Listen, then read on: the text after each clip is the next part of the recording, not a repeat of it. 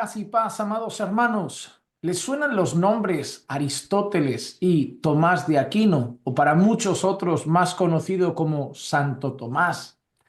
Si yo les dijese que hay una cosa en sus escritos en las que creo que están grandemente equivocados, que están muy equivocados en un aspecto, y yo no me estoy considerando nadie que está a la altura de grandes pensadores y de grandes filósofos, porque yo sé que cuando hablamos de filosofía, Aristóteles es un nombre que siempre estará en la mente de muchos.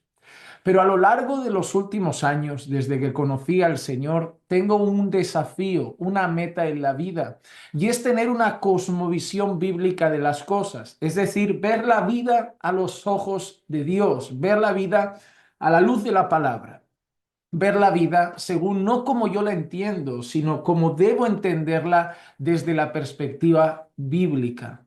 Cuando nosotros hablamos de cosmovisión y hablamos de manera de entender el mundo, de manera de entender la vida, de manera de entender al hombre en base a lo que Dios ha revelado en las Escrituras, entiendo que hay cosas que deben pasar por el filtro del pecado. Y cuando hablo del filtro del pecado, es decir, que todo cambió en Génesis 3. Cuando el pecado entra en el mundo, cuando Adán peca contra Dios comiendo de ese fruto que no podía comer, todas las cosas se han desmoronado. Por eso nosotros debemos analizar el mundo perfecto que vemos antes de la caída del hombre y luego vemos también las consecuencias del pecado después de Génesis 3 y todas las consecuencias que han habido en este mundo después de que el pecado entrase. Pero también no debemos olvidar que nosotros que estamos en Cristo estamos en un plan en el que todo esto está siendo restaurado y nosotros ahora debemos vivir no como el mundo vive en Adán, según esa naturaleza muerta en sus delitos y pecados, sino que nosotros ahora debemos buscar esa cosmovisión bíblica, esa manera de ver el mundo de Dios y intentar por el Espíritu esforzarnos en el Espíritu, en vivir ese proceso de restauración donde vamos ajustando cada día más nuestra vida a lo que Dios ha revelado. Ahí podemos aplicar muy bien lo que Pablo dice en Romanos 12, ¿no? No os conforméis a este siglo, sino transformaos por medio de la renovación de vuestro entendimiento para que conozcáis cuál es la voluntad de Dios, lo que es bueno, agradable y perfecto. Así que debemos no conformarnos a este siglo, que es un siglo que vive en esa naturaleza caída, de espaldas a Dios, muerto en sus delitos y pecados, con una cosmovisión mundana, ¿no? Que Juan, el apóstol Juan también nos dice, no améis el mundo ni las cosas que están en el mundo, refiriéndose a ese mundanismo, no a las personas, no a la creación, sino a la mundanalidad, al mundanismo.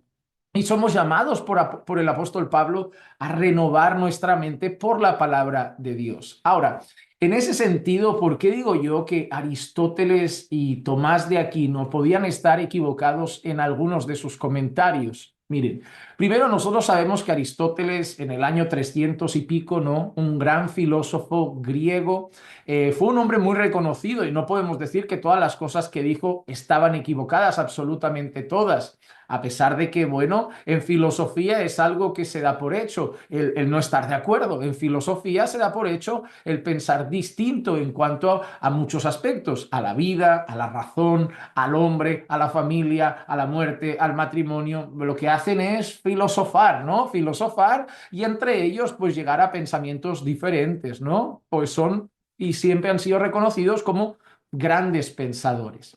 Una de las cosas que Aristóteles sostenía y que Aristóteles enseñaba y promovía era el hecho de que podíamos clasificar el trabajo entre más útil, menos útil, más importante o menos importante en tres grupos. Por un lado estaba el trabajo servil, el trabajo pesado, no el trabajo de brazo, trabajo de campo, no sé, trabajar la madera, trabajar el hierro, trabajar la agricultura, trabajar la ramadería, trabajar el servicio doméstico, todo lo que es trabajo de brazo, todo lo que es trabajo servil, todo lo que puedan ustedes pensar. Ahí podemos entrar en trabajos de limpieza, en trabajos de agricultura, de pesca, de ramadería, en trabajos de construcción, en trabajos de, no sé, trabajar el metal, trabajar la madera, trabajar cualquier otro, no sé, mineral, el trabajo de ese tipo, el trabajo servil, el trabajo de brazo, ¿no? El trabajo pesado, entre comillas.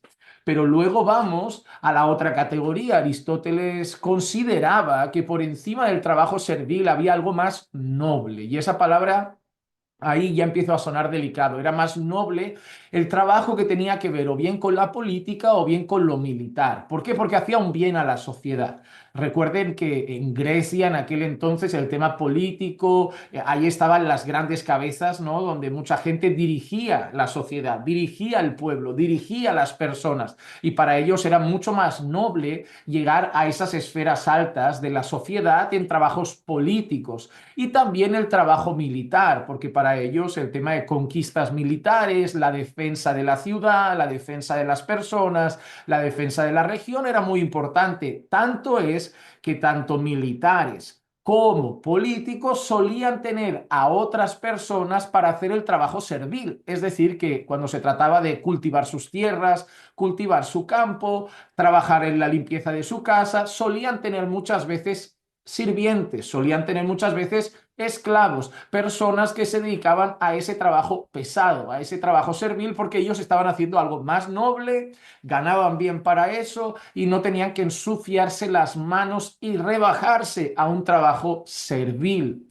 Pero había una escala superior de personas, una escala todavía más noble de personas. ¿Y quién estaba ahí? Aristóteles. Estaban los pensadores, estaban los filósofos.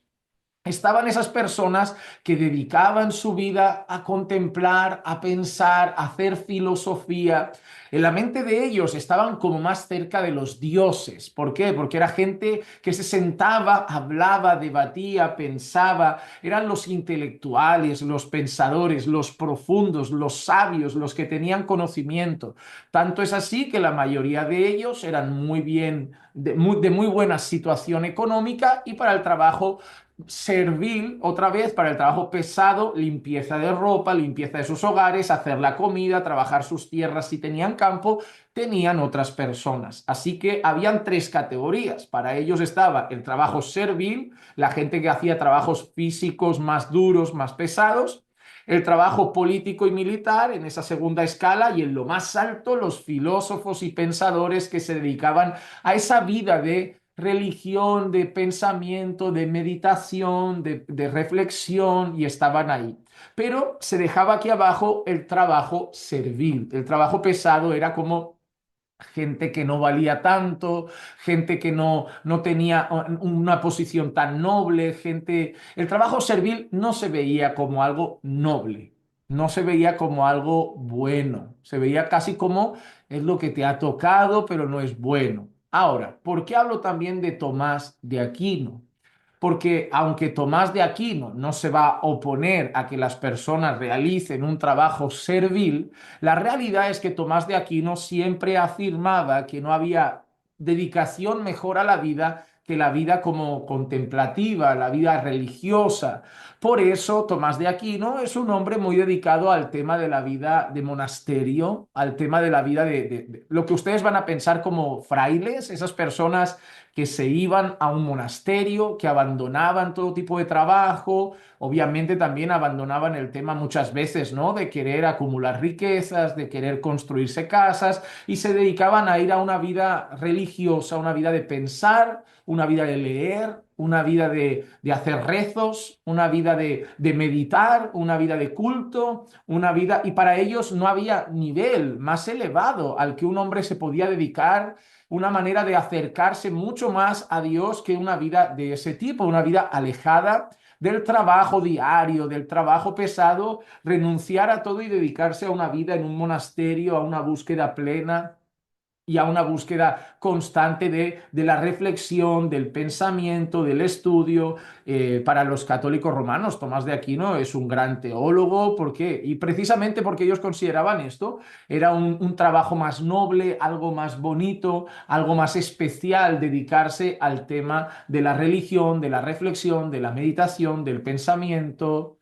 Pero en ambos casos vemos como que de alguna manera se considera, bueno, poca cosa el trabajo servil, el trabajo físico.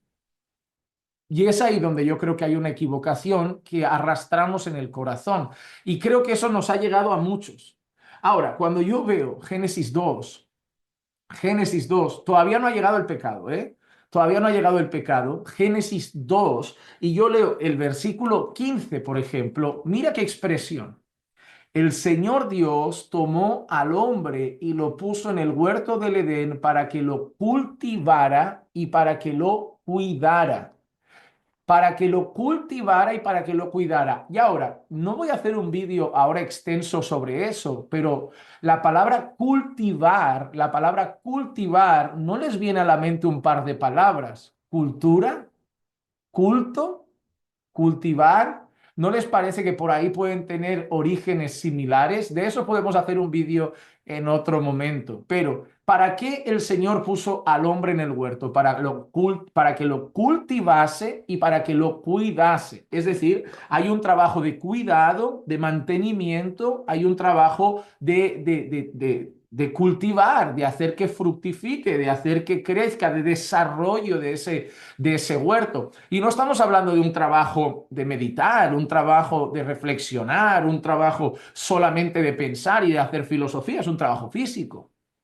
Nosotros sabemos que en Génesis 3 las cosas se complican, que cuando entra el pecado en el mundo, la tierra cae bajo maldición y ahora sí, el Señor le dice a Adán que el trabajo va a ser más difícil, porque la tierra va a ser más seca, más árida, van a haber espinos, van a haber abrojos, a veces va a haber sequía, y eso hará que el trabajo de Adán, que sigue siendo el mismo, cultivar y cuidar la tierra, ahora el trabajo va a ser duro, va a ser pesado, y realmente es así. Entendemos que antes del pecado todo sería mucho más fácil, más fructífero, ¿no? Que todo sería de una manera más dado al crecimiento, a un fruto más amplio, y después de la caída, bajo maldición, a algo más árido, más seco, con más sequías, más difícil de cultivar, más difícil de plantar, más difícil de cuidar, con muchos peligros alrededor. Y eso trajo, pues obviamente, un sudor en la frente mucho mayor. Pero eso no significa que el trabajo sea un castigo. Y yo creo que debemos empezar a traer al corazón de los creyentes de hoy una idea correcta del trabajo físico. El trabajo no es un castigo.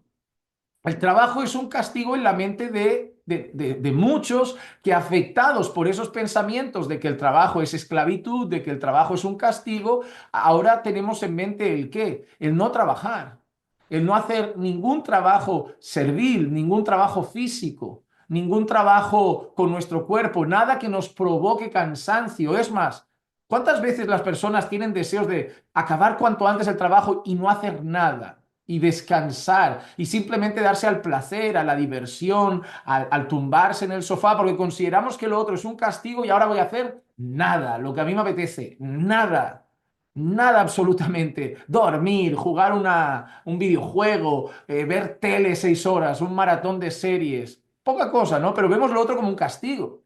¿Cuántas personas ven la vida de esta manera? Ay, por fin viernes. ¿Por qué? Porque mañana ya no trabajo. Ay, mañana lunes. ¿Por qué? Porque mañana trabajo. Porque tenemos una visión del trabajo como si fuera un castigo. Pero eso también tendremos que hacernos muchas preguntas en nuestro corazón. Y ahora, mientras que hago este vídeo, de verdad se lo digo, mientras hago este vídeo, estoy pensando en mi mente, sería bueno, ¿no? Hacer como una exposición más amplia del el creyente y el trabajo, una visión bíblica del trabajo, una manera de entender el trabajo, una manera de contemplar el trabajo, de entender que somos creados para cultivar y cuidar, y entender que somos creados para trabajar y que el trabajo no es un castigo. Obviamente, vivir en un mundo bajo pecado, un mundo donde la gente está muerta en delitos y pecados y donde hay pecado a nuestro alrededor, trae problemas en el trabajo, trae pleitos, trae discusiones, trae a jefes abusivos, compañeros mentirosos, trae pereza que también con la que luchamos, trae un montón de cosas, tanto nuestras como de los jefes, de los compañeros, del entorno, que hacen que el trabajo sea más tedioso. Pero el trabajo en sí no es una maldición. Y el trabajo en sí no es un castigo. Fuimos creados para trabajar. Adán fue creado para cultivar y cuidar la tierra, para trabajar un campo.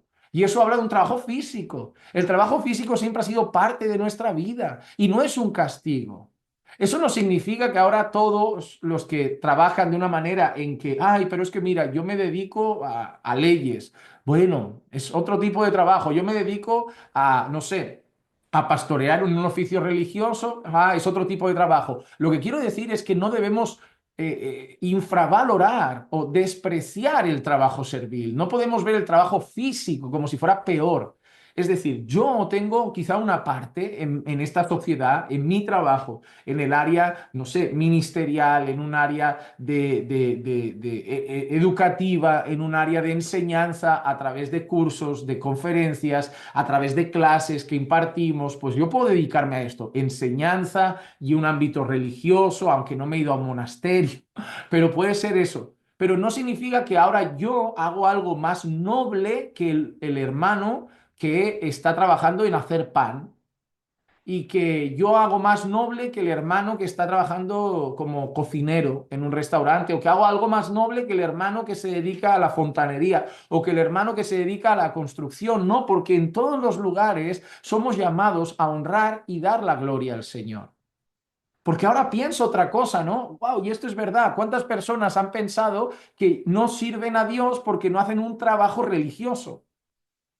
Es decir, hermano, ay, siento que no sirvo a Dios. ¿Por qué? No, porque en la iglesia no me dan un cargo, en la iglesia no me dejan hacer, en la iglesia. Entonces, en la mente de muchos, mente católico romana, ¿verdad? Mente católico romana, mente de Tomás de Aquino. Mente de el pensamiento de para servir a Dios tienes que ser cura, monaguillo, sacerdote, monja, fraile, obispo, cardenal, el papa, y todos los demás son gente que va ahí a una misa a ver cómo otros sirven a Dios mientras ellos se dedican al mundo. Y no, están en el mundo, pero sirven a Dios ahí.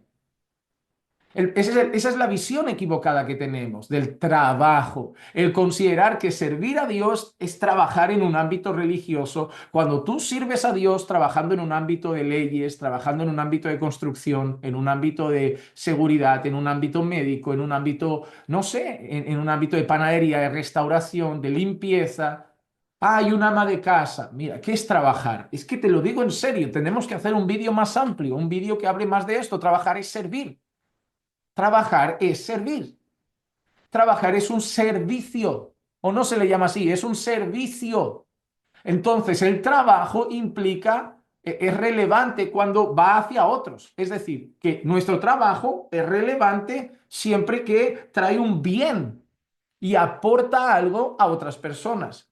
Por ejemplo, mi trabajo, ¿en qué es relevante? Mi trabajo es relevante en el sentido de que aporta algo a nuestra iglesia local, aporta algo a las personas que participan de las enseñanzas, de los cultos, o cuando hago clases y hago cursos y doy clase en algún taller a las personas que atienden el curso, a los estudiantes, aporta algo a esas personas. Entonces, mucha gente ve las amas de casa y piensan, ah, no, no trabajan. ¿Cómo no trabajan? El trabajo hemos dicho que es un servicio. Y por lo tanto, ¿en qué sirven y en qué trabajan esas amas de casa? Bueno, sirven a los suyos, sirven a su hogar, sirven a su familia, aportan a sus hijos, aportan a su marido, aportan a los de su alrededor, aportan. Entonces, sí, es un servicio noble. Y yo, por ejemplo, voy a desayunar, me tomo un café.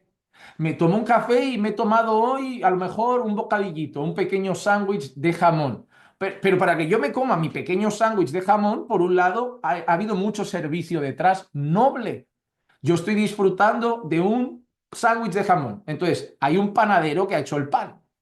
Hay una chica que trabaja en la panadería que ha tenido que abrir temprano para estar ahí y vender el pan. Luego está el panadero del horno que se ha levantado mucho más temprano para hacer el pan y proveerlo. Luego está el transportista que ha sido el proveedor que ha llevado y ha llevado ese pan a la panadería. Pero luego está aquel que ha cultivado la harina, bueno, que ha preparado la harina, que ha cultivado el maíz, que ha cultivado el trigo, que ha cultivado la semilla, la sémola que ahora le ponen al pan de todo, ¿no?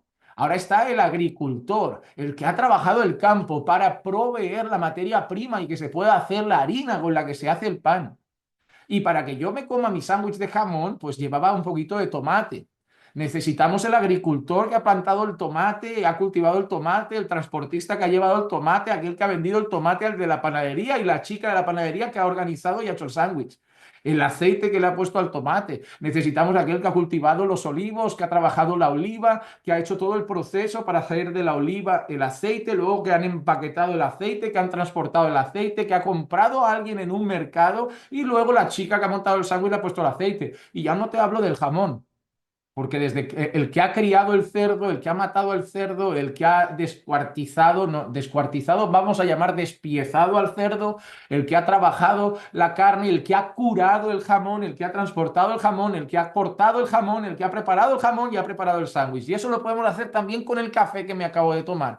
Así que todo lo que envuelve nuestra vida implica trabajo ajeno, el servicio de unos que hace un bien y aporta algo a la sociedad de otros. Y de alguna manera no podemos infravalorar el trabajo de nadie, porque todo en sí es noble, porque fuimos creados para trabajar y en esas áreas de trabajo en las que estamos, ya sea enseñanza, en el ámbito religioso, o en una panadería, o en cultivar el campo, o en transportar las botellas, o en trabajar el aceite, o en elaborar el sándwich, o en ser el panadero que prepara el pan, o el del supermercado que lo vende, en todo lugar debemos ser creyentes y debemos darle la gloria a Dios. Y en todo hay un propósito. Nuestro servicio a Dios no se limita a un ámbito de cuatro paredes religiosamente hablando. Nuestro servicio a Dios se limita, no tiene límite en cuanto a eso, sino que se trata de ser luz en el área donde Dios nos ha puesto y servir en ese lugar. El trabajo servil no es un castigo y el trabajo servil no es menos noble. La meta de Dios no es que todo el mundo deje su trabajo y se vaya a pensar, porque empezaremos a pensar que Dios tiene cuatro elegidos que tienen una mente prodigio y el resto no valemos nada más que para hacer cosas físicas y empezamos a tener jerarquía de personas en nuestro corazón. Tú vales más y tú menos. ¿Por qué? Porque tú eres un gran pensador y tú simplemente eres una limpiadora, pero eso no está en la mente de Dios.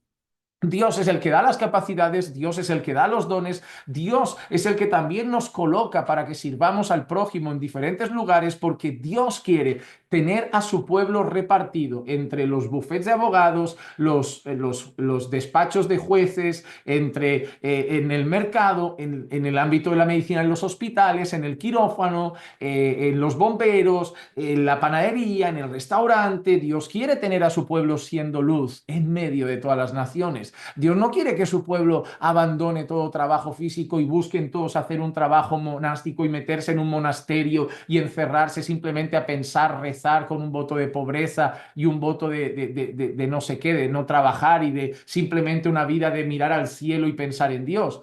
Es decir, no podemos infravalorar el trabajo físico y tenemos que empezar a tener una visión clara de para qué fuimos creados y empezar a reconocer que nosotros no serviremos a Dios solo cuando tengamos un cargo en un oficio, en el ministerio eclesiástico, sino que serviremos a Dios como una esposa que cuida de su hogar, como un hombre que se dedica a la fontanería o se dedica a la construcción y no podemos, y es que esto da para otro vídeo, de verdad, da para otro vídeo, no podemos separar de nuestro corazón vida religiosa y vida secular. ¿A qué te dedicas? Ah, mira, yo soy pastor, pero en lo secular soy banquero. Yo recuerdo cuando yo conocí al Señor, empecé a pastorear y yo trabajaba, como muchos de ustedes saben, trabajaban para una entidad bancaria. Yo era técnico de comercio internacional, técnico de comercio exterior. Yo me dedicaba al comercio internacional, comercio exterior para una entidad bancaria, ¿no? Yo trabajaba en eso. Entonces la gente, ¿a qué te dedicas? Y a mí me habían enseñado a decir, bueno, yo soy pastor y en el ámbito secular trabajo de técnico de comercio exterior, de comercio internacional.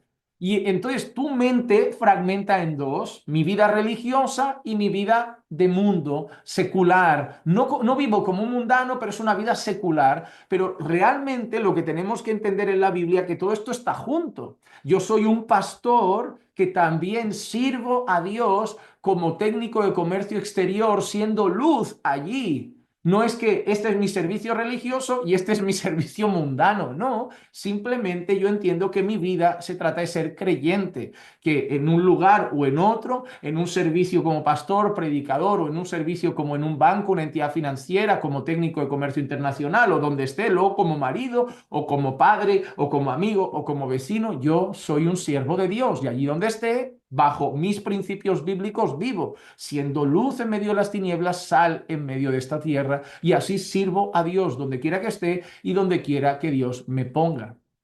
En una ocasión le preguntaron al conocido Martín Lutero, le dijeron, ay Martín, a mí me encantaría, era un amigo de él que era zapatero. Y decía, Martín, a mí me encantaría poder servir a Dios como tú, poder dedicarme al Señor como tú. Mira la mente que tenían por el catolicismo, ¿no? Tú sirves a Dios porque tú enseñas, tú predicas, yo no sirvo a Dios, qué pena, porque solo soy un zapatero. Y entonces, ¿qué le dijo Martín Lutero? ¿Quieres servir a Dios? Sí, quiero. Entonces, muy bien, sé un zapatero honesto, haz los zapatos de mejor calidad, cobra un precio justo, trata con dignidad a tus clientes, se luz ahí y entonces sé un siervo de Dios en tu zapatería. ¿Por qué? Porque no todos serán pastores, no todos serán predicadores, no todos cantarán en el grupo de alabanza, pero todos son siervos de Dios. Sea el trabajo que hagas, no es más o menos noble. Es decir, tú tienes un llamado a cuidar y cultivar. El trabajo servil, el trabajo físico ha estado siempre en la mente de los hombres, porque Dios nos creó para trabajar. Es más, la Biblia está en contra de todo lo que sea no trabajar. ¿Te das cuenta? El que no trabaja, que no coma, dice el Señor. El que no trabaja, que no coma. La Biblia está en contra de la pereza, está en contra de la ociosidad, está en contra de los que buscan ganancias rápidas y de maneras ilícitas. ¿Por qué? Porque la Biblia está a favor de la dignidad del trabajo, porque desde Génesis el ser humano fue creado para trabajar. Y esto daría para otro vídeo, pero no te olvides que el que más trabaja es el Señor. Fuimos creados a imagen y semejanza de Dios. Y Dios es un Dios que trabaja. ¿Recuerdas las palabras del Señor Jesús? Hasta hoy mi Padre trabaja y yo también.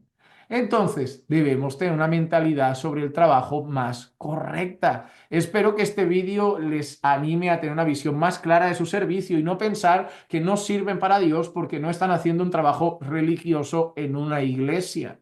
Pero en cuanto a esto, tengo una pregunta que hacerles. ¿Ustedes creen que sería bueno hacer un vídeo más amplio, enseñanza, un estudio amplio sobre qué visión tenemos que tener del trabajo, el cristiano y el trabajo, una cosmovisión bíblica del trabajo desde un punto de vista bíblico y cristiano? Si es así, póngalo en los comentarios. Juan Manuel, yo quiero saber más sobre el trabajo a la luz de la palabra, yo quiero saber más sobre una cosmovisión bíblica del trabajo. Póngalo en los comentarios porque de verdad me está apeteciendo a mí hacer ese vídeo, pero solo si a ustedes también les apetece aprender más sobre ese tema. Gracias nuevamente por habernos escuchado y si pueden dejar un me gusta aquí para apoyarnos, si pueden dejar un me gusta aquí para seguir apoyando este canal y compartir este vídeo con más personas, yo se lo agradezco. Que la gracia y la paz de nuestro Señor Jesucristo sea con todos ustedes siempre y recuerden que los amamos en el Señor.